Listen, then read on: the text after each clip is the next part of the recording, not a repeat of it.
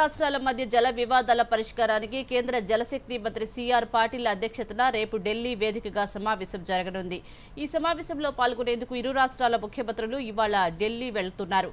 ఈ నేపథ్యంలో సీఎం రేవంత్ రెడ్డి ఢిల్లీ పర్యటనపై మరిన్ని వివరాలను మా ప్రతినిధి చంద్రశేఖర్ అడిగి తెలుసుకుందాం. చంద్రశేఖర్, చెప్పండి, సీఎం రేవంత్ రెడ్డి ఢిల్లీ టూర్ పై మీ దగ్గర ఉన్న తాజా సమాచారం ఏంటి?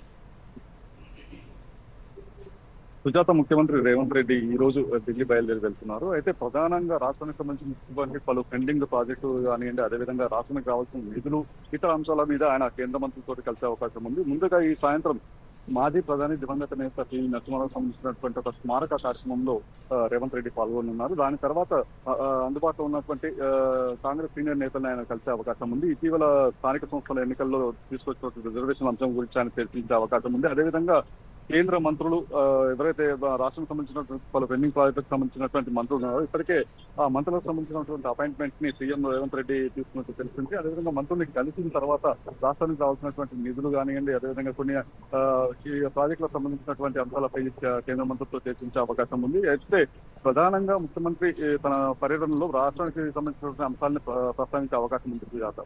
అలాగే ముఖ్యమంత్రి రేవంత్ రెడ్డి ఈ రోజు ఢిల్లీలో ఎవరెవరిని కలిసే అవకాశం ఉందంటారు?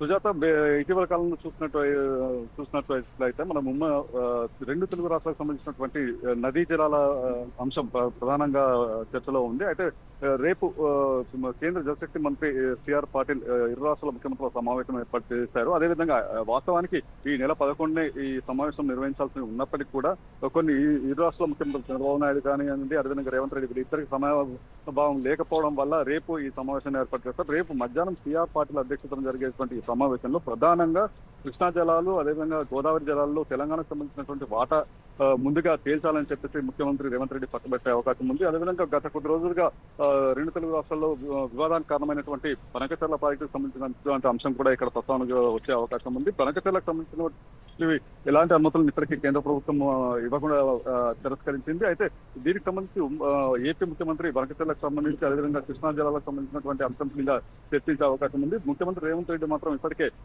స్పష్టంగా కేంద్రానికి ఒక లేఖ రాశారు. తెలుగు రాష్ట్రం తెలంగాణకు సంబంధించినటువంటి కృష్ణా కానీ గోదావరి జలాలకు సంబంధించిన స్పష్టమైన వైఖరి. చంద్రశేఖర్, అలాగే రేపు జరగనున్న సమావేశంలో ఇరు రాష్ట్రాల సీఎంలు ప్రధానంగా ఏ అంశాలపై చర్చలు జరిపే అవకాశం ఉందంటారు? సుజాత, ప్రధానంగా ఇరు రాష్ట్రాల మధ్య వివాదంగా ఉన్నటువంటి కృష్ణా గోదావరి జలాలకు సంబంధించినటువంటి అంశమే ప్రధానంగా చర్చకు రానుంది. అయితే దీనికి సంబంధించి ఇరు రాష్ట్ర ముఖ్యమంత్రిని నేరుగా చర్చించుకోవాలని చెప్పేసి కేంద్ర ప్రభుత్వం ఇప్పటికే స్పష్టం చేసింది.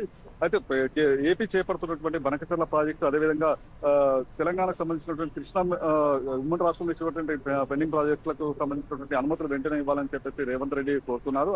అయితే ఉమ్మడి రాష్ట్రంలో కేటాయించినటువంటి ప్రాజెక్టులకు అనుమతులతో పాటు నిధులు కూడా కేటాయించాలని గట్టిగా కోరే అవకాశం ఉంది.